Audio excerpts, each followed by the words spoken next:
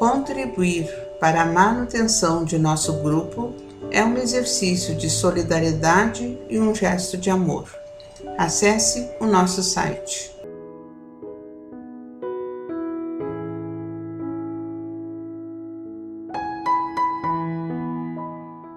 Olá, queridos amigos e amigas aqui do nosso canal do Grupo Espírita Francisco Xavier. É com muita alegria que venho aqui conversar com vocês mais uma vez sobre mais um capítulo do livro Caminho, Verdade e Vida. Nosso capítulo de hoje com o título Quem Sois? Emmanuel então separa este trecho para nós. Mas o espírito maligno lhes respondeu: conheço Jesus e bem sei quem é Paulo, mas vós quem sois? Está em Atos dos Apóstolos, capítulo 19, versículo 15. Mas para contextualizar, eu vou ler um pedacinho então, um pouco mais dos versículos deste capítulo do Novo Testamento, traduzido por Haroldo Dutra Dias. Deus fazia prodígios incomuns através das mãos de Paulo, a ponto de serem levados aos enfermos sudários ou aventais do seu uso pessoal, a fim de serem afastados deles as doenças e saírem os espíritos malignos. Alguns dos judeus, exorcistas ambulantes, também tentaram invocar o nome do Senhor Jesus sobre os que tinham espíritos malignos, dizendo: conjuro-vos por Jesus, a quem Paulo proclama. Os que faziam isso eram 7 filhos de Seva, sumo sacerdote judeu. Em resposta, o espírito maligno lhes disse: conheço a judeu, estou familiarizado com Paulo. Vós, porém, quem sois? O homem no qual estava o espírito maligno, saltando sobre eles, assenhorando-se de ambos, prevaleceu contra eles, de modo a fugirem desnudos e feridos daquela casa. Pois é, né, meus irmãos? Emmanuel, então, aqui recorta, né, este versículo e começa então a discorrer. Qualquer expressão de comércio tem sua base no poder aquisitivo. Para obter, é preciso possuir. No intercâmbio dos dois mundos, terrestre e espiritual, o fenômeno obedece ao mesmo princípio. Nas operações comerciais de César, requerem-se moedas ou expressões fiduciárias com efígies e identificações que lhes digam respeito. Nas operações de permuta espiritual, requisitam-se valores individualíssimos com os sinais do Cristo. O dinheiro de Jesus é o amor. Sem ele não é lícito aventurar-se alguém ao sagrado comércio das almas. O versículo aqui nomeado constitui benéfica advertência a quantos, para o esclarecimento dos outros, invocam um mestre sem títulos vivos de sua escola sacrificial. Mormente no que se refere às relações com o plano invisível, mantém-de cuidado por evitar afirmativas a esmo. Isso é importante. Não vos aventureis ao movimento sem o poder aquisitivo do amor de Jesus. O mestre é igualmente conhecido de seus infelizes adversários. Os discípulos sinceros do Senhor são observados por eles também. Os inimigos da luz reconhecem-lhes o sublime valor. Quando vos dispuserdes, portanto, a esse gênero de trabalho, não olvideis ou não esqueceis vossa própria identificação, porque provavelmente sereis interpelados pelos representantes do mal, que vos perguntarão: quem sois? Isso aqui é bem interessante, porque a gente vê de forma recorrente pessoas dizendo: em nome de Jesus, saia desse corpo, em nome de Jesus, se afaste daqui. Aqui, como no Novo Testamento, nesse capítulo, a passagem era de que estavam tentando exorcizar, né, um espírito. Eles chamam aqui de espírito maligno, mas a gente sabe que são os obsessores, aqueles espíritos que ainda estão muito ligados às sombras, né, à matéria, as suas tendências mais infelizes, que os levam mais à infelicidade, à falta de amor.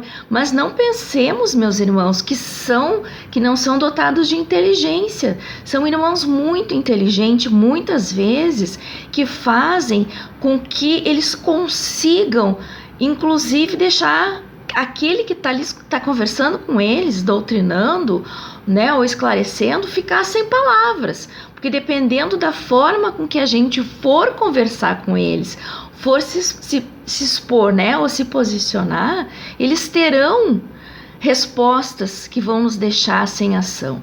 E não adianta dizer em nome de Jesus, siga a luz, em nome de Jesus. Não adianta, porque não é em nome de terceiros, né? Não é em nome de outros sem que a gente tenha um pingo de moral, sem que a gente consiga fazer o mesmo esforço que a gente está pedindo para que eles façam, para que se encaminhem então a esses amigos espirituais que querem com que muitas vezes se elucidam mais, se esclareçam mais e trabalhem mais o seu lado amor, que muitas vezes estão extremamente endurecidos e adormecidos. Não adianta a gente tentar usar o nome de Jesus para que eles se sintam intimidados ali.